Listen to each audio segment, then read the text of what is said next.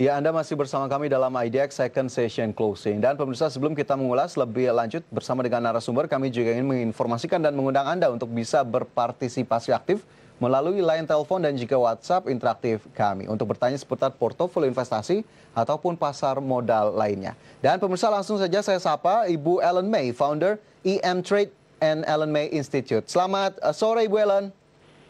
Halo, selamat sore. Apa kabar, Bu Ellen? Baik. Baik, luar biasa. Semoga tetap sehat dan semangat ya, Bu Ellen ya.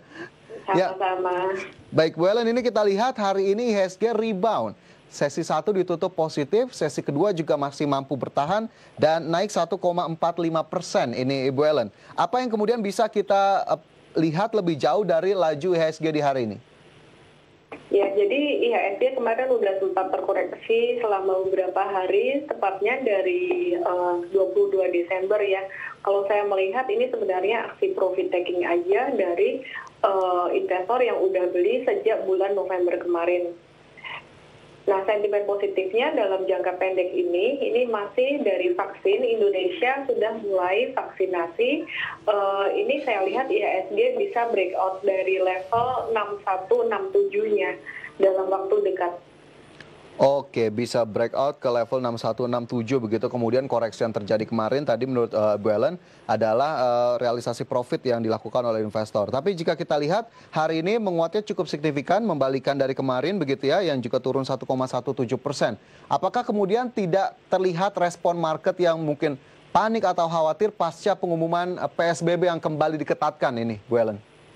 Ya, menariknya ya, kayaknya market sudah mulai biasa gitu. Jadi beda dengan kondisi seperti pada tanggal 9 September kemarin ketika ada PSBB langsung turun dalam. Nah, ini kemarin ketika ada PSBB sempat turun sedikit, kemudian naik lagi. Saya juga melihat bahwa strategi dari beberapa investor besar atau seperti fund manager besar itu, mereka melihat tahun 2021 masih sangat potensial. Jadi ketika harga saham turun, itu malah jadi momen untuk masuk lagi. Oke, justru menjadi momentum dan potensial untuk masuk kembali terutama untuk fund-fund besar. Nah, di hari ini apakah kemudian juga tergambar, Bu Ellen, dari transaksi yang terjadi? Kita lihat nilai transaksi 21 triliun rupiah. Apakah kemudian aksi-aksi yang juga dilakukan oleh fund-fund besar mungkin sudah cukup terlihat juga di hari ini atau mungkin di hari kemarin? Kalau saya perhatikan ada buyback cukup besar itu di sektor pertambangan batu bara ya. Jadi sudah terkoreksi selama beberapa hari terakhir. Hari ini saham PTBA ini juga mulai naik dan menunjukkan peningkatan volume lebih tinggi daripada kemarin. Kemudian selain itu ada saham Adaro. Adaro hari ini juga udah mulai menghijau. Untuk saham Harum juga sudah breakout hari ini. Jadi kayaknya ada buyback di sini. Oke, apakah kemudian sektor ini juga cukup mendapat perhatian pasar hingga hari ini, Bu Ellen? Ya, sebenarnya kalau perhatian pasar, ini sektor pertambangan lebih menarik sektor metal buat market saat ini karena cerita tentang electric vehicle, pembangunan pabrik baterai. Tapi kalau menurut saya pribadi, sebenarnya saham-saham metal ini sudah sangat overbought dalam jangka pendek, sudah sangat rawan profit taking. Malah sebaliknya saham-saham batu bara yang sedang berada di support baru mulai mantul, ini mulai ada upside lagi. Jadi resikonya rendah karena dia sudah turun lumayan selama 2-3 minggu ini.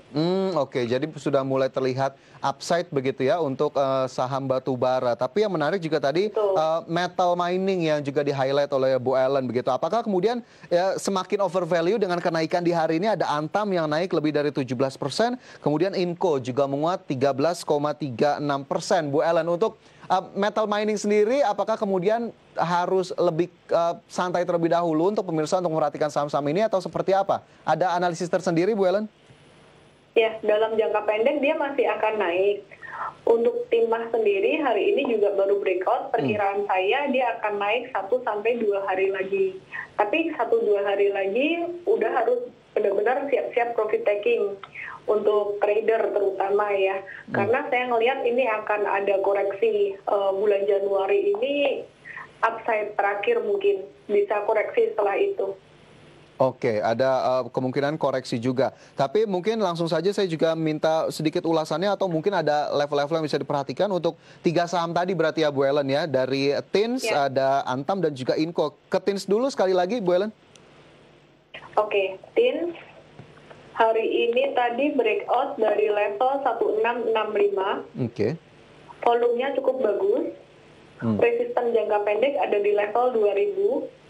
Di mana tadi sudah hampir tercapai ya untuk level 2000 ini dan bisa diperhatikan untuk profit taking jangka pendek.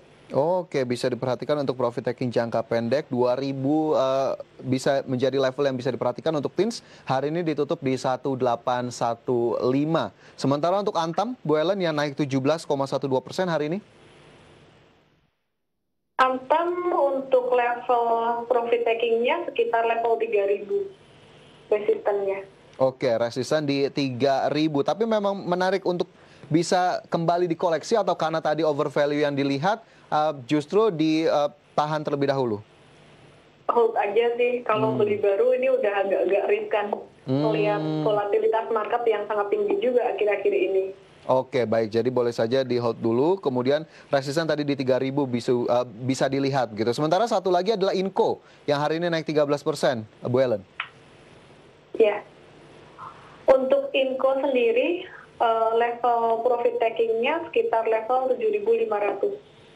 Oke, level profit taking di 7.500 untuk Inco. Itu tadi Antam, Inco dan juga TINS. Pemirsa mungkin Anda juga sempat memperhatikan begitu ya beberapa saham ini, terutama yang hari ini masuk dalam kategori top gainers. Nah, dari pengumuman PSBB yang diperketat begitu, kemudian kita tahu ada informasi hasil penghitungan suara dari pemilihan Senat di Amerika Serikat. Adakah kemudian sentimen-sentimen positif atau justru negatif lainnya yang berpotensi akan menjadi driver bagi IHSG ke depannya, Bu Ellen? Sorry, gimana? Apakah ada sentimen lain dari sentimen yang tadi mungkin sudah disebutkan untuk kemudian menjadi driver utama dari IHSG untuk esok hari kalau mungkin? sentimen negatif saat ini sih mungkin dari regional ya, dari Amerika, kondisi di sana agak-agak rusuh gitu. Tapi kayaknya investor saham di sana sendiri juga nggak terlalu peduli. Kalau dari dalam negeri masih COVID-19 yang agak-agak tinggi.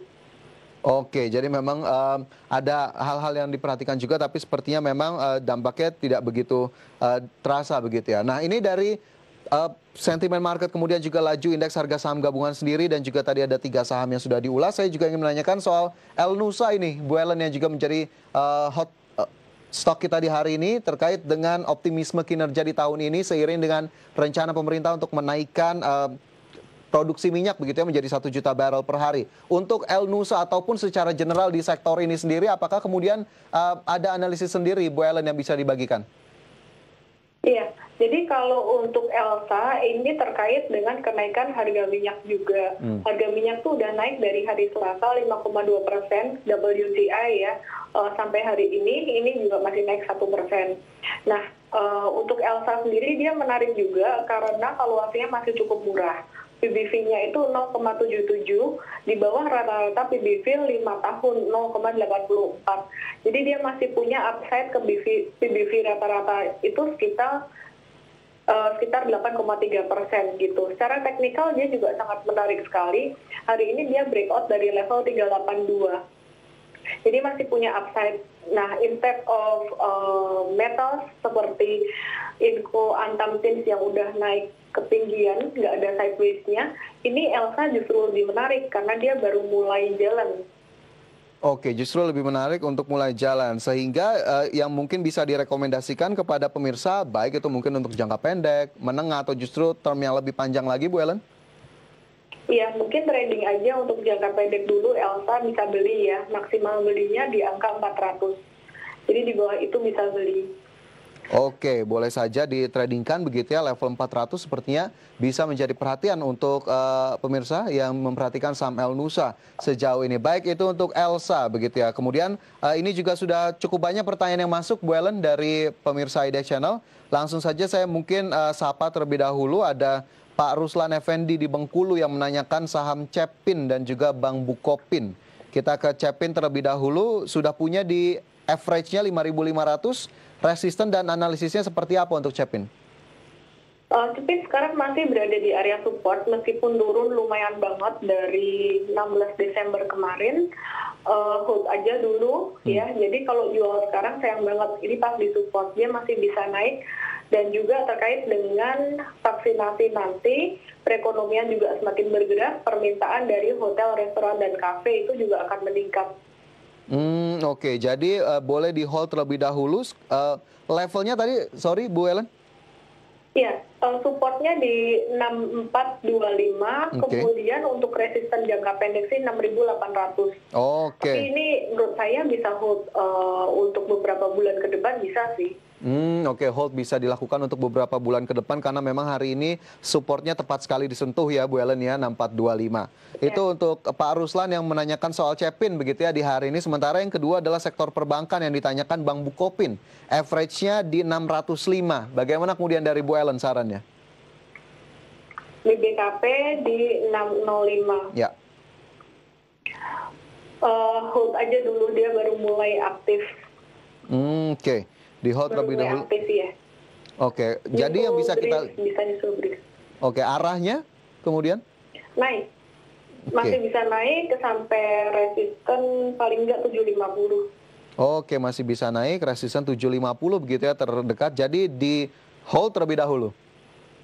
Iya. Oke, di hold terlebih dahulu BBKP untuk Pak Ruslan. Tadi langsung dari Bu Ellen, semoga bisa menjawab pertanyaan dari Anda. Sementara itu ada juga bertanya seputar saham sektor properti nih Bu Ellen dari Pak Evan di Semarang.